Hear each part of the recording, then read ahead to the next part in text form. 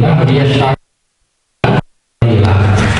Dia nulis kitab piyambak, dia produknya piyambak, inisiatifnya piyambak, pemikirannya piyambak. Kemudian setelah jadi, mereka mengatakan kepada orang-orang awam, ini adalah kitab dari Allah Subhanahu wa Ta'ala. Ini cara gampangan, karena itu adalah masa-masa zaman kitab Taurat. Ini adalah kitab Taurat yang diturunkan Allah kepada Nabi Musa alaihi salam. Padahal itu adalah produknya. Lah perilaku yang seperti ini itu adalah termasuk dosa besar, karena merubah Taurat asli dari Allah Subhanahu wa Ta'ala kemudian dirubah. Lah model promosi ini mesti mengatasnamakan Allah Subhanahu wa Ta'ala, padahal sama sekali itu tidak diturunkan oleh Allah Subhanahu wa Ta'ala. Jadi nek gampang utawa pengen cepet payu itu biasanya nganggo jenenge wong gede. Ya rata-rata kaya ngono nggih. Dadi sampean promosi apa kita ora payu, kan jenenge apa sing sekirane payu ngono ya. Dan itu wajar nggih. Dan itu apa?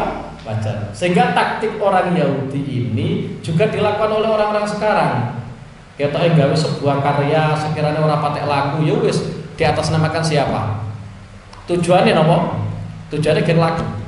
Engko nek laku akhirnya ini dapat keuangan nggih. Dadi duitnya ya akeh. Seperti yang dilakukan oleh orang Yahudi. Cuma kriminalnya kan seperti ini. Sampai membuat sesuatu, membuat sebuah kitab, membuat sebuah karya, membuat sebuah catatan yang sampai nisbatkan atas nama Allah atau sampai nisbatkan atas nama Rasulullah Shallallahu Alaihi Wasallam, iku yo cawisane nggone neraka. Mulai sampai nggone hadis disebutno man fassara Al-Qur'an bi ra'yi falyatabawwa maq'adahu minan nar. Sapa sing nafsiri Quran sesuai dengan pendapat piyambak tanpa ada dasar dalil baik dari Quran ataupun hadis ataupun dari komentar-komentarnya para ulama, maka ancamannya Rasulullah falyatabawwa maq'adahu minan nar.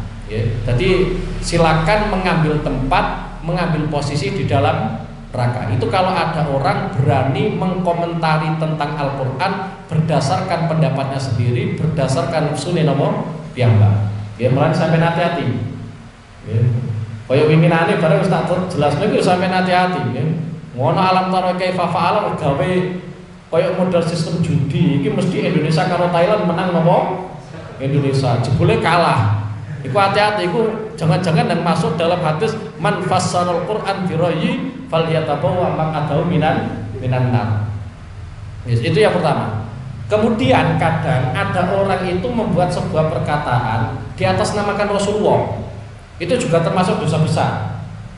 Kanjeng Nabi ngendikano man kadzdzaba alayya muta'ammidan falyatabawwa maq'adahu minan nar. Nek ana wong kok nglakoni kedustaan di atas namakan saya, nggih, di atas namakan saya, ya falyatabawwa maq'adahu minan nar. Silakan ambil tempat di neraka. Artinya itu dosa besar. Nggih. Artinya dosa apa? Dosa besar. Meskipun nggih, apa yang disampaikan itu menguntungkan Islam. Apa yang disampaikan itu menguntungkan Rasulullah. Meskipun demikian, tetap itu dosa besar. Karena Rasulullah sama sekali tidak mengatakan. Contoh diantaranya hadis yang familiar, tapi ini sebenarnya betul hadis. Karena itu hadis maudhu. Dalam istilah ilmu hadis itu dikatakan hadis maudhu. Hadis maudhu itu gawe-gaweannya wong biasa. Cuma di atas namakan Rasulullah. Contoh nggih, menawa sampean punya acara maulud biasanya kadang krungu nggih. Marai sing teko iku sing mau itu ora patek ngalim dah. Ngelmune pas-pasan. Sing untuk amplop wassalam. Ono hadis dan ini sangat familiar hadis. Man adzama maulidi kuntu lahu syafi'an yaumal qiyamah. Man adzama maulidi kuntu lahu syafi'an yaumal qiyamah. Sopo sing mulyakno sing gedekno hari kelahiranku, maka saya akan menjadi orang yang mensyafaati orang tersebut pada hari kiamat. Ini bukan hadis. Iki gaweane wong kemudian diatasnamakan sebagai hadis. Meskipun artinya benar. Ya, meskipun artinya apa? Benar. Karena mengagungkan kelahiran Rasulullah itu juga memang dibenarkan. Rasulullah mampu mensyafaat itu juga apa? Dibenarkan. Tetapi sekali membuat sebuah redaksi di atas namakan Rasulullah itu jangan sampai. Nggih, dadi nek ana wong ngomong utawa sing ahli mauidhah ngomong man azzama maulidi kuntu lahu syafi'an yaumal kiamah. Kok ning kono ana kata-kata qala Rasulullah. Ngajine kurang atur berarti ya. Nggih, sing jelas itu betul hadis. Tapi secara makna benar. Nggih, secara makna benar. Mulane biasa nih ulama-ulama yang memang benar-benar pakar hadis, benar-benar pakar hadis. Ketika ingin menyebutkan sebuah dalil untuk menguatkan hukum perayaan Maulid, hukum menghormati hari kelahiran Rasulullah SAW, pasti tidak menggunakan kata-kata itu karena memang bukan hadis. Biasanya yang sering digunakan oleh ulama-ulama pakar hadis betul itu adalah diantaranya seperti ini. Rasulullah nate di Madinah. Ketika Rasulullah pertama kali di Madinah itu melihat khaliyahnya orang Yahudi. Orang Yahudi itu ternyata nek 10 Muharram itu poso. Kanjeng Nabi takok, sampean poso gara-gara apa? Tek jawab kalian orang Yahudi, pada hari ini di mana Allah Subhanahu wa taala menyelamatkan Nabi Musa dan menenggelamkan Fir'aun. Atas nama syukur saya, maka saya melakukan ibadah sing rupane napa? Poso. Kemudian Rasulullah mengatakan, ana ahakubi, saya lebih berat untuk melakukan itu. Kemudian Rasulullah ketika melakukan poso Senin, di antara kesunahan poso kan poso Senin, Kamis, Mas krungu bolak-balik tapi kon nglakoni ya siapot wae. Kanjeng Nabi poso Senin. Itu diantara dalilnya ternyata fihi wulidtu, karena pada hari Senin saya dilahirkan. Jadi Kanjeng Nabi itu melakukan cara gampangane. Nek sampean kan isih ulang tahun gitu. Sampean ngomong isih ulang tahun. Nek Kanjeng Nabi itu kelasnya wis ulang minggu atau ulang hari gitu ya kira-kira. Jadi tiap Senin ketika Kanjeng Nabi poso itu dawuh Kanjeng Nabi fihi wulidtu. Pada hari ini saya dilahirkan. Kemudian diantara dalilnya lagi oleh ulama-ulama yang di situ memang benar-benar pakar hadis, yaitu ceritone Abu Lahab. Ceritone Abu Lahab. Abu Lahab itu kan orang yang memang sudah dipaten oleh Al-Quran, memang min ahli nar, min ahli nar. Tapi ternyata Abu Lahab itu ketika hari Senin itu siksaannya diringan kuno. Goro-goro seneng atas kelahirannya Rasulullah Sallallahu Alaihi Wasallam. Mulai sampai ono siran idza kana hada kafiran ja'ad damuhu bitabat yadahu fil jahimi mukhallada yukhaffafu annahu fi yaumil isnaini bagian. Jadi diantaranya Abu Lahab itu yang dinas oleh Al-Quran melbu neraka itu kalau hari Senin itu siksaannya diringanno atas nama karena memang dia senang pada saat Rasulullah Shallallahu Alaihi Wasallam itu lahir. Kembali pada tema ini, di mana nek ono wong gawe makalah, gawe ucapan, kemudian di atas namakan Rasulullah, iku falyatabawa maq'adahu minan nar, termasuk dosa gede, mulane sampai diancam oleh Rasulullah Shallallahu Alaihi Wasallam. Jadi umpama sampeyan, sampeyan gawe apa kemudian jare Gus Ropi ngene, padahal aku yo ora ngomong. Iku dosa. Saya tidak mengatakan dosa besar. Iku dosa. Apa meneh iki mengatasnamakan Rasulullah? Yang dilakukan oleh orang Yahudi itu lebih ekstrim lagi, mengatasnamakan Allah Subhanahu wa taala. Tapi tujuannya remeh, liyastaru bi samanan qalila. Tujuannya supaya untuk duit. Nggih, pancen fitnah wong pancen apa? Duit nggih. Tujuannya gento duit. Secara global intinya adalah sebagian tokoh-tokoh orang Yahudi ku ngedol agama gento duit. Mulane ya kriminal tenan nggih.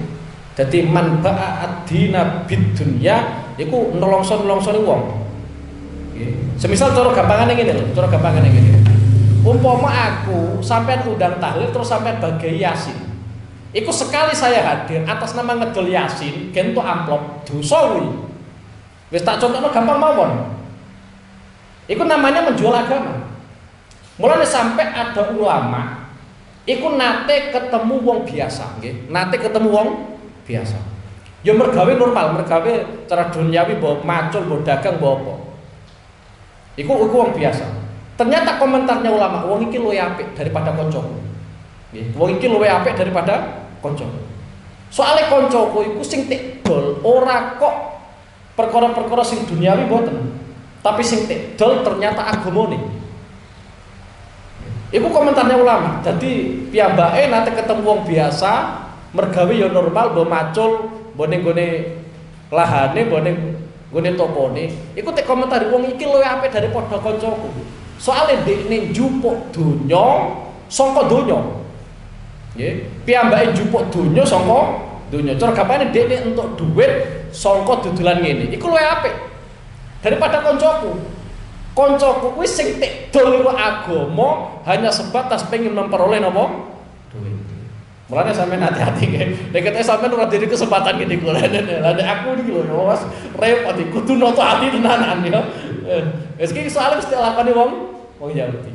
Lah perkara iku nek mesti lakoni wong Yahudi, dawuhe Kanjeng Nabi Muhammad sallallahu alaihi wasallam, la tattabi'una sananal ladzina min qablikum sibran bisibrin wa dira'an bidira'in hatta law dakhalu jumra dabbin la dakhaltum.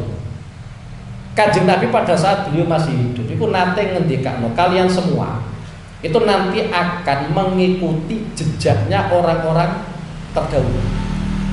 Mulai dari sejengkal sampai satu dirok sak lengen.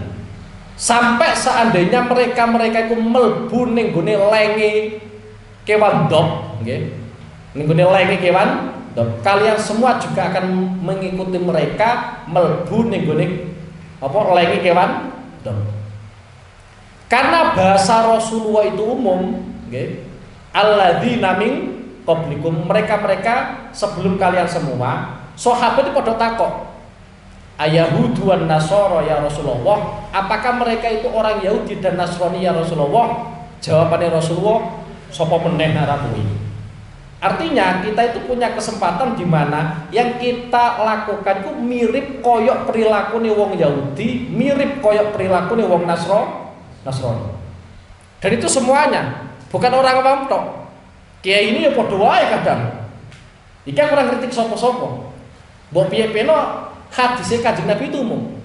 Hadisnya Kanjeng Nabi umum. Ya. Jadi kaitannya karo anut ning gone wong Yahudi, wong Nasrani. Terus malih nggih. Terus malih kaitannya kalian tahrif merubah nggih. Di antarane kuwi merubah hukum. Nggih. Mulane aku paling susah dulu sampean-sampean ora paham aturan agama ku ya susah. Ya kudu terangno, bos sampean gelem ngrungokno ora, bolong ati ora aku ora peduli wae. Karena yang saya khawatirkan itu lebih ekstrim yang sampean bayangkan. Yang saya khawatirkan nanti sampean ternyata merubah sebuah hukum yang awal mulanya haram sampean halalno. Sing awal mulanya halal sampean haram. Ini kan lebih ekstrim. Contoh umpama ana wong sampai duweni bayangan kalau dalam hukum Islam itu zina haram, kemudian dia mengatakan zina itu halal. Ini kan lebih ekstrim. Mulanya pesene para habaib itu diantaranya kalau kita sebagai pelaku kemaksiatan itu lebih baik kita mengaku itu maksiat daripada kita mencari-cari dalil ora ketemu tetap memaksakan diri. Sing awal mulane haram, kemudian diarani halal. Nisbate kaya ngene meneh. Karena kita itu kebanyakan dari kita bersinggungan dengan bank. Kalau bank ini biasanya ono bungane. Seandainya kita sebagai pelaku mengambil nopo bunga, ya kita akui saja itu haram ngoten mawon. Daripada kita mencari dalil untuk nopo menghalalkan. Jadi udah sampai yang awal mulanya haram kita halalkan, sing halal kita nopo haram. Itu juga termasuk taghyirul ahkam, merubah hukum. Nek merubah hukum berarti yo merubah aturannya Allah Subhanahu wa taala. Terus apa bedanya dengan perilakunya orang Yahudi? Di antarane meneh sing sampean lakoni diwiningane iku kriminal total iku. Nggih. Mosok ana alam taro kaifa fa'ala rabbuka bi ashabil fil. Mau burung ababil mbok padakno burung apa? Garuda. Iku ketemu pirang perkara. Terus Quran itu gawe model tebak-tebakan tapi aja nggih. Wes aja sampe iki wes. Ndang tobat istighfar sing akeh. Istighfar apa? Sing akeh. Saya tidak memastikan itu kemudian merubah hukum enggak, tapi ngawatiri nggih. Tapi napa? Ngawatiri. Sahabat kuwi nek orang ngerti nggih boten ngertos. Nggih. Iku sahabat. Dadi nek ora ngerti tafsiran ayat iku apa, luwih apik beli boten ngertos. Satu contoh di antara niki. Wonten sahabat-sahabate Kanjeng Nabi, itu ketika disuruh nafsiri ayat surat idza jaa nasrullahi wal fath wa ra'aitan nasa yadkhuluna fi dinillahi afwaja. Itu rata-rata sahabat itu tafsirannya ya sesuai dengan kata-kata idza jaa nasrullahi wal fath. Padahal dari ayat tersebut ada tafsiran lain, ya, ada tafsiran lain dengan adanya ayat idza jaa nasrullahi wal fath itu sebagai petunjuk bahwa ajal Rasulullah itu sudah dekat. Kenapa? Karena Mekah sudah ditaklukkan oleh Rasulullah. Kalau sudah ditaklukkan oleh Rasulullah, maka orang-orang itu podo mlebu Islam berbondong-bondong. Jadi Mekah ketika sudah ditaklukkan, dikuasai oleh Rasulullah, itu kemudian orang-orang kafir masuk Islam berbondong-bondong. Mulane idza jaa nasrullahi wal fath wa ra'aitan nasa yadkhuluna fi dinillahi afwaja. Mulane pesene Allah Subhanahu wa taala fasabbih bihamdi rabbika wastaghfir. Kanjeng Nabi kon ngekehno maca tasbih, kon ngekehno maca alhamdulillah, kon ngekehno maca istighfar. Karena itu Kanjeng Nabi arep pindah alam. Tapi rata-rata sahabat nafsir ayat iki ya biasa wae. Fasabbih ya maca tasbih, bihamdi ya maca alhamdulillah, wastaghfiru ya maca napa? Istighfar. Sebagian sahabat tidak tersirat sama sekali bahwa ayat itu sebagai tanda Rasulullah itu nanti akan meninggal. Tapi sebagian sahabat dia wonten ingkang paham bahwa dengan ayat itu turun berarti itu sebagai petunjuk ajal Rasulullah semakin. Jadi ini orang ngerti tafsiran Al-Quran ya wis meneng wae mawon nggih. Dadi ora usah napa melu-melu nggih. Wis pokoke umpama sampeyan jagoan nggih monggo nggih. Tapi aja nggawa-nggawa ayat Al-Quran. Karena yang kita khawatirkan itu sebagai orang-orang yang paham tentang hukum itu ya seperti itu. Nggih, seperti itu. Pun nggih. Bismillahirrahmanirrahim. Fawailul lahum mimma katabat aydihim wa wailul lahum mimma yasifun. Pun nggih iki kaitane kalian well. Nggih. Karena seperti tadi saya sampaikan well itu berarti nuduhno pelaku-pelaku itu adalah pelaku dosa besar. Tapi ternyata dalam Quran yang namanya well itu bukan hanya diperuntukkan kanggo wong kafir tok. Iya lek iki pas ketepaan wong Yahudi, wong sing ora iman seorang Muhammad adalah seorang nabi. Iki jelas kafir. Tapi dalam sebagian ayat yang lain ternyata well itu diperuntukkan untuk orang-orang yang beriman. Sampai sering maca fawailul lil musallin. Ya, fawailul lil musallin. Neraka wel kanggo wong-wong sing nglakoni salat. Lah mosok wong kafir nglakoni salat kan boten. Fawailul lil musallin alladzina hum an salatihim sahun. Nek nglakoni salat kok lali. Lali itu bukan berarti aja sampean bayangno wong nglakoni salat ora khusuk berarti masuk ayat ini, boten. Aja salah paham ya. Jadi wong sing masuk dalam kategori fawailul lil musallin, iku semisal kaya ngene, tentang salat mereka lalaikan. Jadi ora gelem nglakoni. Nggih. Nek kaya sampean-sampean tetep salat nggih, tetep napa? Salat. Meskipun nek pas nek takoki khusuk napa boten ya ora kok. Tapi kok ora iso sampean nggo dalil fawailul lil musallin alladzina hum an salatihim sahun. Dadi aja geladrah lho ya. Aja ngawur nggih. Jadi iki ayat iki yang dimaksud adalah wong sing lali salate sampai ora gelem nglakoni salat sehingga mendapatkan ancaman fawailun lil musallin, nggih. Wis iki kanggo wong-wong sing iman.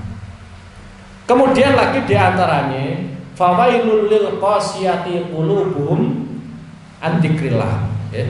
Dia min dzikrillah, ya. Fawailul lil qasiyati qulubuhum min dzikrillah. Neraka wel iku kanggo wong sing ning kono atine atos.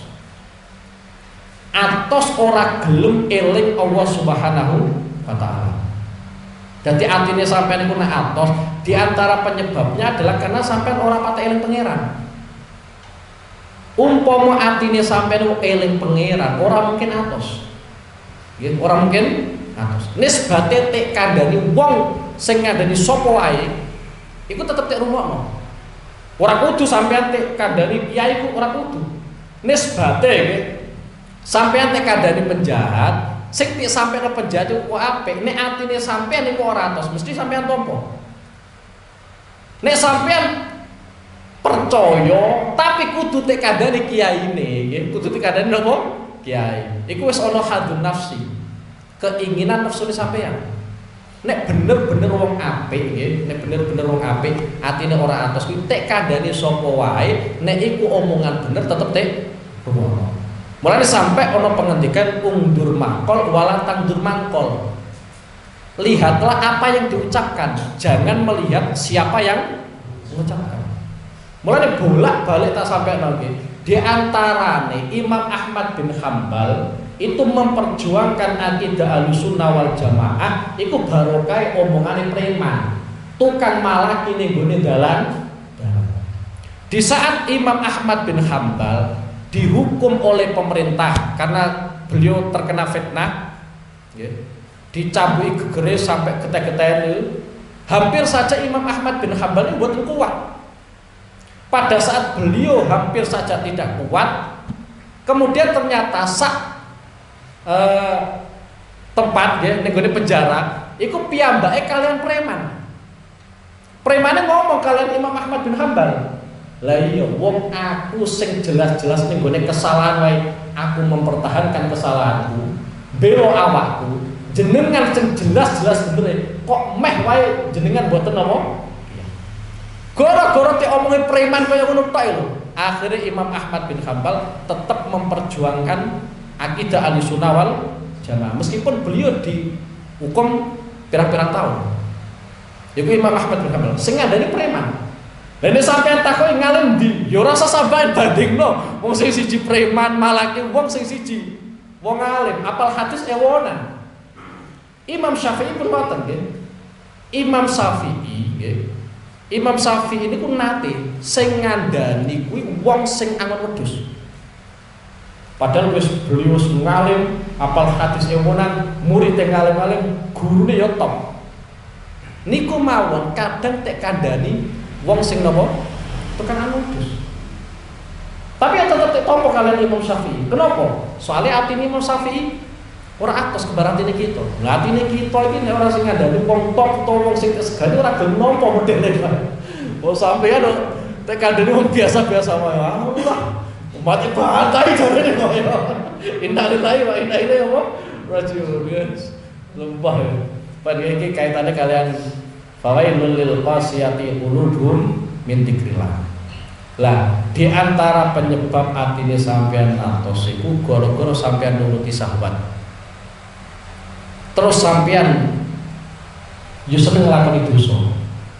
Mulane wonten pengendikan fasahwatun nafsi ma'an dunubi mujibatani qaswatal qulubi. Sampeyan nek nuruti nafsu kok, nuruti nafsu iku ora ana jaminan haram nggih. Ampun salah paham. Sampeyan sering nuruti nafsu. Sing kedua, sampeyan sering nglakoni dosa. Iku tek dawuhna kalian Imam Ibnu Ruslan mujibatani qaswatal qulubi. Iso nyebabno atine kita watos. Sing pertama kaitane sahwatun nafsi, nuruti nafsu. Nuruti nafsu kaya ngene ya. Sampeyan pengen mangan apa? Pengen mangan mie ayam, sampeyan turuti. Cara aturan fikih olah. Wong mie ayam itu yo halal. duit-duite sampean. Ya ora nyolong, ya ora korupsi. Cara aturan fikih kita oleh-oleh wae. Wong duite kita miayat ya halal. Tapi nek keinginan nafsu kesampean turuti terus, iku dadekno atine sampean katos. Padahal itu termasuk perkara-perkara sing cara syariat oleh. Tapi saged nyebabake atine sampean atos. Nek nisbate dosa ndadekno ati atos iku wajar untuk dosa. Tapi niki boten dosa. Tapi saged ndadekno ati niku napa? Atos. Mulane nggih, sampeyan niku nek nglawan nafsu nisbate sampeyan pengen mangan mie ayam 2 mangkok, ya sampeyan turuti tapi sak mangkok tok. Ya. Sing sak mangkok aja. Sedekah itu apa? Mulane wonten cerita nggih, iku ulama besar, waliyun min auliyaillah.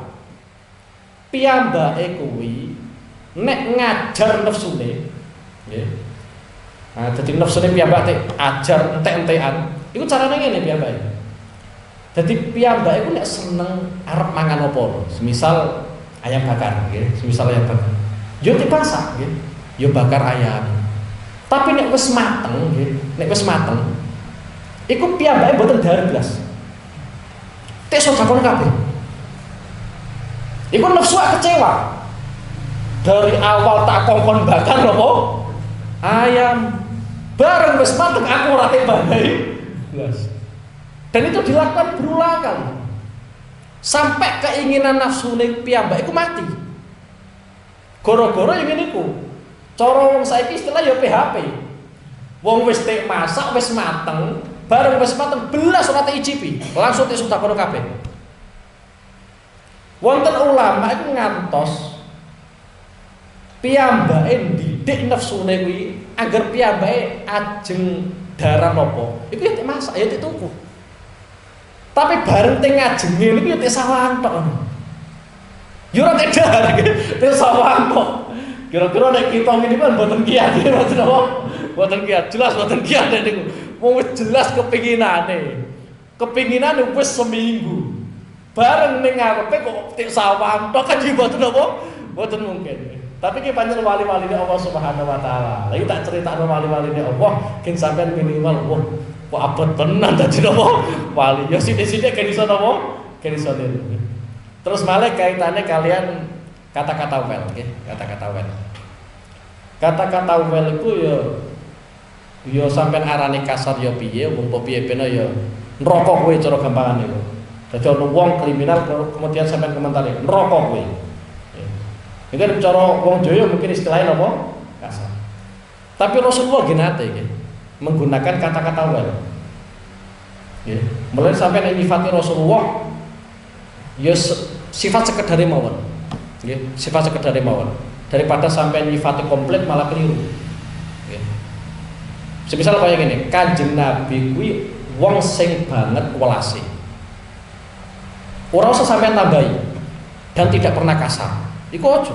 Wis sampean sifate Kanjeng Nabi wong sing welas. Ora usah sampean tambahi dan tidak pernah kasar. Ini mulai kriminal. Kanjeng Nabi niku nek ngomong halus. Iki bener. Tapi nek sampean tambahi ngomongin Kanjeng Nabi ora tau kasar. Itu yang mulai kriminal. Ya. Karena dalam beberapa hadis Kanjeng Nabi kadang yang ngucapna kata-kata wel. Di antarane ning gone kitab Sahih Bukhari kaitane kalian wudu niku wonten. Dadi ana sahabat wudu kuwi cepet-cepetan. Saking cepete tungkae niku mboten kena banyu. Nggih, tungkae termasuk perkara sing wajib kena banyu, tapi mboten kena banyu. Kanjeng Nabi pirsa. Spontan Kanjeng Nabi niku ngendika wailun lil aqabi minan nar. Wailun lil aqabi minan nar. Neraka wel kanggo wong-wong nek wudu tungkae ora kena. Iki sing ngendikane Kanjeng Nabi. Sing tek dawuhi sahabat. Padahal derajate sahabat sak dhuwure kaya ngono. Sing ngendika Kanjeng Nabi sing tek dawuhi napa? Sahabat. Yo Kanjeng Nabi sampai ketika mengutarakan kata-kata wailun lil aqabi minan nar niku diulang sampai 3 kali. Yang kedua, Ketika Kanjeng Nabi mengatakan wailun lil aqabi minan nar, niku suarane lantang. Banter sak pol-pole. Mulai di antara sistem pendidikan yang disampaikan oleh Kanjeng Nabi, nek nerangno iku peng telu nek iso. Tapi sampeyan tak terangno peng telu bola-balik bosen. Lah aku sak permasalahan kok peng telu, sak permasalahan peng telu kan ya bos. Tapi itu di antara sistem pendidikan Rasulullah. Kadang Kanjeng Nabi ku membaleni ucapan sampai peng telu. Wailun lil aqabi minan nar, wailun lil aqabi minan nar. Dan kadang memang Kanjeng Nabi melantangkan suaranya. Supaya apa? Supaya orang yang melakukan kriminal dalam beribadah itu sadar. Kemudian orang-orang yang tidak melakukan kriminal itu jangan sampai melakukan kriminal seperti itu. Itu Kanjeng Nabi ngendikane wailun lil aqabi minan nar, neraka wel kanggo wong nek wudu tungkae ora. Mulane sampeyan hati-hati. Lah, dawe Kanjeng Nabi wailun lil aqabi minan nar itu tidak terkhusus kanggo sahabat yang pada saat itu ngonangi Kanjeng Nabi mboten. Nisbate ono wong saiki wudu, ternyata tungkae mboten kena. Utawa jempole lah, jempol sikil ora kena ora kena banyu. Iku ya masuk dalam kategori wailun lil aqabi minan nar. Dadi umpama sampeyan wudu anggota-anggota sing wajib dibasuh ternyata ora kena banyu. Nggih, semisal irunge ora kena banyu. Iku ya termasuk wailun lil aqabi minan nar. Ya entuk pasotane Kanjeng Nabi. Mulai sampai hati-hati. Wis dadi kata-kata wailun itu kadang digunakan oleh Rasulullah sallallahu alaihi wasallam. Bismillahirrahmanirrahim. Wa qalu lan padha ngucap kono sapa al-yahud lama wa'ada ing dalam semangsane ngancam hum ing al-yahud sapa an-nabi sapa Kanjeng Nabi sallallahu alaihi wasallam. Ngucape wong Yahudi lan tamassanan naru illa ayyaman ma'dudah. Lan tamassa ora bakal gepok, ora bakal mekenani nek kita. Tusibah tegese orang mekenani nek kita annaru apa neraka ila ayaman kejaba ing dalem pira-pira dina. Madu datan kang kena diitung ay qalilatan tegese sithik. Yaiku pira arba'ina rupane 40 dina. Arba'ina rupane 40 dina muddata ibadati abaihim yaiku mangsa nyembahe nenek moyangi wong Yahudi al-ijla ing pedhet. Summa tazulan nuli ilang kono apa neraka. Kul ngucap sira Muhammad lahum marang wong Yahud ya Muhammad. At-tafattum. Ana toh ngalap sapa sira kabeh. Khutifat dan buang minhu saking lafat at-tafattum hamzatul wasli apa hamzah wasal istighnaan krana are sumuke bi hamzatul istifhami kelawan hamzah istifham. Indallahi ing dalam satinge Allah ahdan ngalap ing perjanjian. Ai bisa kon tegese perjanjian minhu saking Allah bidzalika kelawan mengkono-mengkono lan tamassanan nar illa ayyamam ma'dudah. Nek bener-bener sampean wis janjian karo pangeran, sampean tek siksa hanya dalam beberapa hari, ya fala yukhlifa. Mongko ora bakal nulayani. Fala yukhlifa mongko ora bakal nulayani Allah sapa Allah ahdahu ing janjine Allah bihi kelawan dalik. La ora, yakni boten janjian. Am taquluna ay bal taquluna balik ngucap sapa sira kabeh alallahi ing atase Allah ma ing perkara la ta'lamuna kang ora padha ngerti sapa sira kabeh. Wis iki keyakinane wong Yahudi ketika mereka mendapatkan ancaman dari Rasulullah sallallahu alaihi wasallam. Dadi wong Yahudi ku tek weden-wedeni Kanjeng Nabi nganggo neraka. Iku ora wedi. Wong zaman akhir saya akhiran hati lho mlebu neraka. Ya.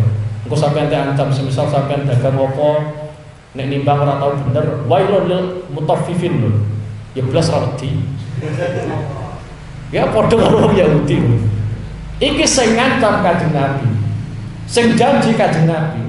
Iku wae komentare wong Yahudi lan tamassanan naru illa ayyamam ma'duda. Umpama aku disiksa pangeran, mesti tek siksa hanya beberapa hari tok. Tafsirane Imam Jalaluddin As-Suyuti 40 hari. Qalilatan yani arba'ina, yani 40 hari, di mana 40 hari itu masa nenek moyang mereka menyembah pedet emas. Jadi menyembah pedet emas itu kan 40 hari. Karena Kanjeng Sayyidina Musa alaihissalam ning gone Turi Sina itu selama 40 hari. Lah selama 40 hari itu nenek moyang orang Yahudi nyembah pedet. Lah selama 40 hari itulah umpama aku disiksa ning gone neraka ya sakmono kuwi. Sebagian ulama nafsiri ucapane wong Yahudi ayyam ma'duda, hari-hari yang bisa dihitung itu cuma 7 hari. Karena hitungannya pakai dunia. Dunia kuwi usiane mok 7.000 tahun. Setiap 1000 tahun sok ben ning gone akhirat itu dadi setahun. Jadi setiap 1000 tahun itu dadi mau sedino. Dadi mau sedino. Mulane nek usia dunia itu 7000 tahun berarti tek siksa ning gone neraka iku mok 7 dino. Iku keyakinane wong Yahudi. Mulane wong Yahudi pancen celelekan tenan. Nggih. Sampai cek ning Bukhari, ning Kitabul Jihad, kitab yang menerangkan sebuah peperangan. Iku wonten. Ya kaitannya dengan ayat ini, ya. Kaitannya diskusinya Rasulullah dengan orang-orang Yahudi. Iku nate pada saat Rasulullah itu melaksanakan perang Khaybar. Ya, pada saat Rasulullah itu melaksanakan perang Khaybar, kemudian Kanjeng Nabi niku tek suguhi kikil, tek suguhi masakan sing nyugoi sing masak iku wong wedok Yahudi. Kikil tek kaya racun. Iku tek suguhi Kanjeng Nabi. Ya, tek suguhi Kanjeng Nabi. Kemudian sebagian sahabat Kanjeng Nabi tek dawuh Kanjeng Nabi, "Cake wong Yahudi kon kumpul kabeh." Kon kumpul kabeh. Kemudian ditanya dengan 3 pertanyaan. Ya, ditanya dengan 3 pertanyaan. Aku umpama takok ning gone sampean percaya karo aku ta ora? Iku pitakone Kanjeng Nabi ning gone wong Yahudi. Jawabe wong Yahudi, nggih. Kula nggih percaya karo jenengan. Terus Kanjeng Nabi takok, pertanyaan pertama. Sapa bapakmu? Nggih, sapa bapakmu? Wong Yahudi jawab dengan sebuah nama, tapi ini mboten bapaknya. Kanjeng Nabi pirsa. Nggih, Kanjeng Nabi pirsa. Sampeyan bodoni. Bapakmu ora kuwi, bapakmu sing iki. Akhirnya wong Yahudi ngaku, nggih Kanjeng Nabi leres jawab jenengan. Panjen bapakku sing jenengan sebut ora kok sing tak sebut nak. Panjen wong Yahudi celelekan tenan. Tenan. Wong sekelas Kanjeng Nabi tes. Itu pertanyaan pertama. Yang kedua, pertanyaan Rasulullah yang kedua. Sopo sing termasuk penduduk neraka? Artinya pertanyaan Kanjeng Nabi, sing dadi penduduk neraka itu awakmu apa aku? Jawabannya wong Yahudi, aku dhisik, engko gang sedelo, aku metu saka neraka jenengan sing ganteni kula. Lah ora Yahudi ora ono yo. Iku padha sampeyan takoki. Takoki sapa? Kiai ini sampeyan ya, sampeyan hormat tenanan. Kira-kira sampeyan ibu neraka? Nggih, Mbah, kula namung sekedhak. Badan niku jenengan lho. Kira-kira tek kumpul tenan. Tapi ki Kanjeng Nabi sing dipermainkan itu Kanjeng Nabi.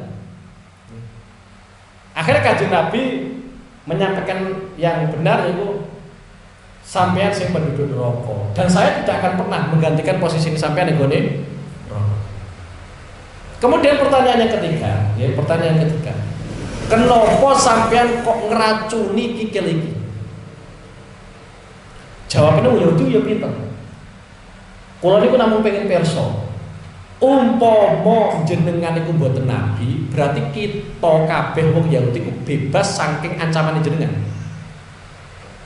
Tapi umpama jenengan iku nabi, dahar niki mboten napa-napa.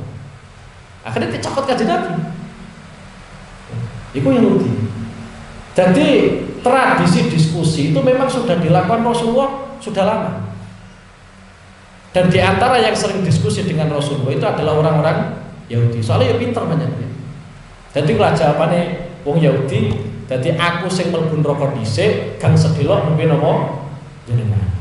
Nek ora celelehan ora ono nggih. Iku apa? Wong Yahudi. Padahal dadi lan tamassana naru illa ayyamam ma'dudah nggih. Iku jawaban wong Yahudi, tapi ngeten nggih. Mulane sampeyan wis pokoke amalia sampai elek-elek apa-apa, pokoknya pesenku ila akhiril hayat tetap netepi iman, tetap netepi Islam. Wes pokoknya pesenku kuwi tok. Karena yang menolong kita itu. Imam Suyuti, ya, Imam Suyuti niku nanti ditangkut antara perbandingan fit dunia dan akhirat. Pertanyaannya adalah kenapa orang kafir itu kok di dalam neraka selama-lamanya? Padahal mereka kafir di dunia itu terbatas oleh waktu. Lha nisbate umpama ana wong kafir mulai cilik mati umur 7 tahun, mbok piye-piye kafir kan tetap 7 tahun. Tapi ketika sudah masuk neraka, kenapa ancaman dalam Al-Qur'an kok selama-lamanya? Begitu pula sebaliknya. Nisbate ana wong mukmin. Ya, wong mukmin ning gone dunya iku paling mentek kaya swidak 70 tahun. Baru kuwi mati. Dari sisi waktu, imane kan cuma 60 tahun atau 70 tahun. Itu dari sisi imane. Amalia ya belas ora mendukung. Ya amalia belas ora mendukung. Tapi dari sisi iman ternyata dia iman cuma 60 tahun atau 70. Tapi ketika membahas kenikmatan di surga, kenapa mereka itu dikasih sebuah karunia ning gone surga kok selawas? Imam Suyuti pernah ditanya seperti itu. Karena Imam Suyuti wong ngalim, jawaban genteng. Kenapa orang iman itu di surga kok selama-lamanya, sedangkan orang kafir di neraka kok selama-lamanya? Karena orang mukmin itu punya niat. Seandainya dia itu hidup ribuan tahun, 1000 tahun, 2000 tahun, 20.000 tahun, tetap dia memperjuangkan keimanannya. Sedangkan orang kafir pun demikian, umpama dene tek wae umur Rasulullah sallallahu alaihi wasallam iku saged menghapus dosa, yo saged ngangkat derajat. Asline gampang. Saya yakin sampean kabeh bisa nglakoni. Di antaranya yang disebutkan oleh Rasulullah adalah taksirul khuta ilal masjid. Nek ono jamaah di masjid atau di musala sampean mangkat. Setiap satu jamaah itu ya fungsine apa? Ngelebur dosa, ya fungsine ngangkatno derajat kita. Melaku marang masjid tok ini. Meskipun yen ngono pas salat tok, engko bar salat langsung mulai nek ora apa-apa. Mung dikir ora wajib kok ya. Dikir apa? Ora wajib. Lah sampean kok dikir ya alhamdulillah, ora dikir ya ora apa-apa. Ya. Ora apa-apa. Mung mbok piye-piye niku wis apik nggih. Wis apik. Pancen ora kerasan kok. Ora kerasan. Bismillahirrahmanirrahim. At-takhaddum indallahi ahdam fala yukhlifallahu ahdahu am taquluna 'ala Allahi ma la ta'lamun. Iki dawuh Kanjeng Nabi Muhammad sallallahu alaihi wasallam. Nek bener omonganmu kuwi lan tamassanan nar ila ayyamam ma'dudah iku bener. Kanjeng Nabi ku nakoki, apa awakmu wis tau janjian karo pangeran? Nggih.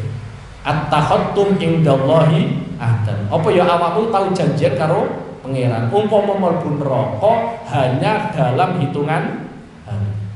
Ternyata langsung dijawab fala yukhlifallahu ahdahu am taquluna 'ala Allahi ma la ta'lamun. Nggih. Ketoke pangeran ya ora tau janji ning ngene sampean. Umpama pangeran iku janji, ora mungkin pangeran iku nulayani janji. Wis nggih. Dadi mulane sampean iku nek krungu janji-janjine Allah Subhanahu wa taala kudu mantep. Mbok piye-piyeno pangeran itu punya sifat innallaha la yukhliful mi'ad. Wis kudu mantep niku. Dadi umpama ana wong ngamal ngene terus ganjaran ngene kudu mantep. Lah iya wong sampean lagi nek janjine bos sampean mantep ora kabar. Kadang bos sampean yo melepuk. Ya, sesuk napa gaji, sesuk nek golek gak ono, ngopi bareng ndi. Ngono saya percaya kok. Duweni harapan napa gaji. Lah saiki sing janji pangeran, sampean kok ora mantep. Meskipun pangeran itu punya hak orang memenuhi janji. Cara nisbate kaya ngene iki. Dalam ilmu tauhid iku wonten nisbate pangeran kuwi nyiksa wong sing taat, nglebokno neraka wong sing taat. Kemudian nglebokno neraka swarga wong sing maksiat, memberikan kenikmatan ning gone wong sing maksiat. Itu boleh. Karena Allah itu tidak wajib memasukkan orang yang taat itu ke dalam surga.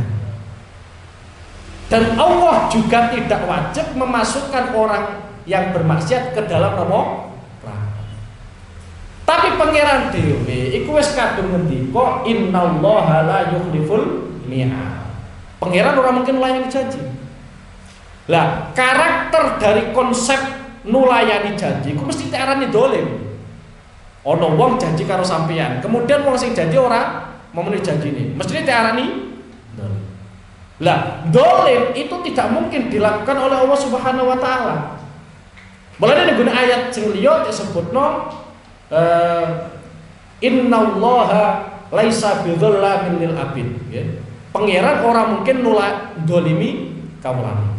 Ning hadis juga disebutkan inni haramtu dzulma ala nafsi.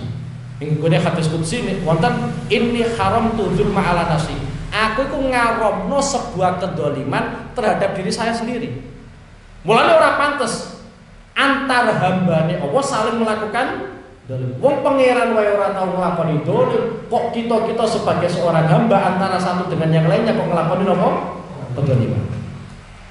Lah dari konsep bahwa Tuhan tidak nulayani janji, umpama nulayani janji itu masuk dalam konsep dolim. Lah pangeran dhewe wis kadung ngendika ora mungkin nglakoni napa dolim. Ya, jadi pangeran wis kadung janji ora mungkin disulayani. Am taquluna 'ala Allahi ma la ta'lamun, apa ya awakmu iku membuat sebuah komentar terus sampean atas nama anak Allah Subhanahu wa taala. Sing jelas iki pitakone Kanjeng Nabi ning wong Yahudi, sing jelas jawabane wong Yahudi ora tahu melakukan perjanjian ning Allah Subhanahu wa taala. Sehingga ucapane wong Yahudi lan tamassanan naru illa ayyaman ma'dudah itu hanya klaim semata. Nggih, klaim semata. Mulane aku seneng nggih delok didikane Kanjeng Nabi seneng. Karena Islam itu milik kita semua. Milik kita semua. Bukan hanya miliknya habaib keturunan Rasulullah gitu. Bukan miliknya orang-orang yang keturunan sahabat tok gitu.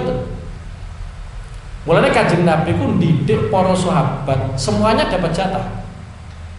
Ya, semuanya dapat jatah.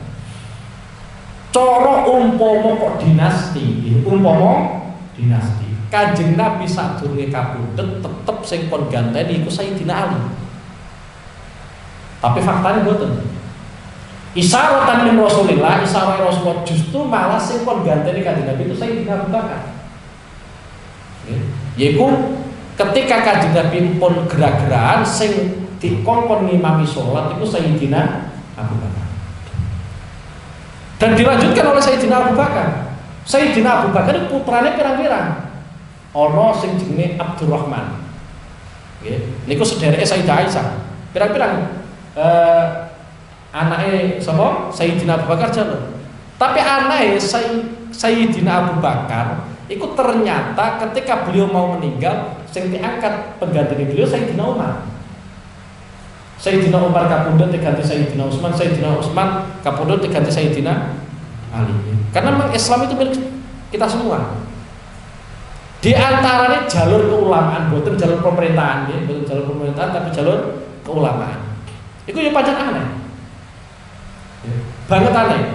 Di antaranya ini, pada saat masa-masa sahabat, itu sing dadi tokoh-tokoh ulama, wong-wong sing waling-aling, itu rata-rata wong-wong sing merdeka, boten budak, rata-rata. Tapi setelah generasi sahabat habis, dilanjutkan generasi para tabi'in, ternyata sing dadi ulama-ulama top itu juga dari kalangan budak. boten dari kalangan orang-orang merdeka.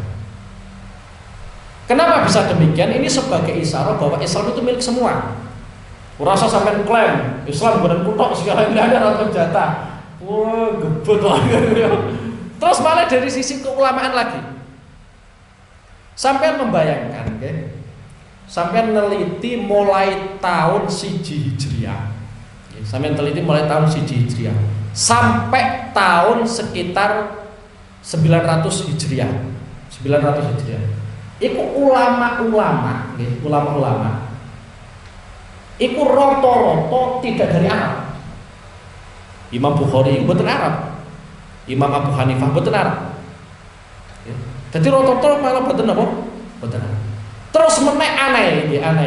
Mulai tahun 1 Hijriah sampai tahun 900 Hijriah.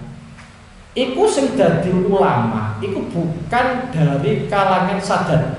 Artinya bukan dari kalangan Sadat, bukan dari keturunan Rasulullah Sallallahu Alaihi Wasallam. Imam Abu Hanifah, niku bukan dari keturunan Rasulullah. Imam Malik itu juga sama. Ya, Imam Ahmad bin Hanbal juga sama. Imam Bukhari, Imam Muslim, rata-rata ulama bukan dari kalangan Sadat. Tapi setelah tahun 900 sampai saiki, pangeran ngetokno sing dadi ulama kondang-kondang malah saka keturunannya Kanjeng Nabi Muhammad sallallahu alaihi wasallam. Di antaranya yang pertama sing ketok moncer yaitu Sayyid Abdullah bin Alawi Al-Haddad. Iku sangka keturunan Rasulullah sallallahu alaihi wasallam. Tapi meskipun demikian, kita itu saat ini sampai detik ini kita dipertontonkan ono ulama yo sangka keturunane Rasulullah yo pirang-pirang, sing ora sangka keturunane Rasulullah yo pirang-pirang. Ini semuanya memang Islam itu milik wong akeh. Lah, tugas kita masing-masing dari kita itu seberapa besar kita punya andil terhadap Islam. Sampai ora usah sok, akulah yang paling berjasa dengan apa? Islam ora usah. Yang perlu kita giatkan adalah seberapa besar perjuangan kita untuk membesarkan apa? Islam. Karena itulah yang diperhitungkan roto-roto standar sahabat gini. Mulane kadang para sahabat fikir tapi tetep iso gedhe Islam. Sampai ono hadis sing ngendikano lau anfaqa ahadukum ma fil ardi jami'a ora madani separo kurmane sahabat. Umpama nggih sampean di dunya sak isine lho. Sampean sedekah kabeh, sampean infakno kabeh. Itu ketika tek bandingno separo kurmane sahabat niku mboten ngalahno separo kurmane. Kenapa? Karena separo kurmane sahabat iku iso gedhekno Islam. Tapi kita punya uang mungkin miliaran, jutaan atau yang lainnya, gedhekno Islam kangelan ra kaprah yo. Ya sombong. Tapi alhamdulillah kita rada urip sithik-sithik ya. Alhamdulillah. Semoga syukuri mawon ya. Fala man kasaba sayyi'atan wa hatat bi khati'atu fa ulaika ashabun nar hum fiha khalidun wa Maulaya salli wa sallim iman abada ala habibika khairul khalqi kulli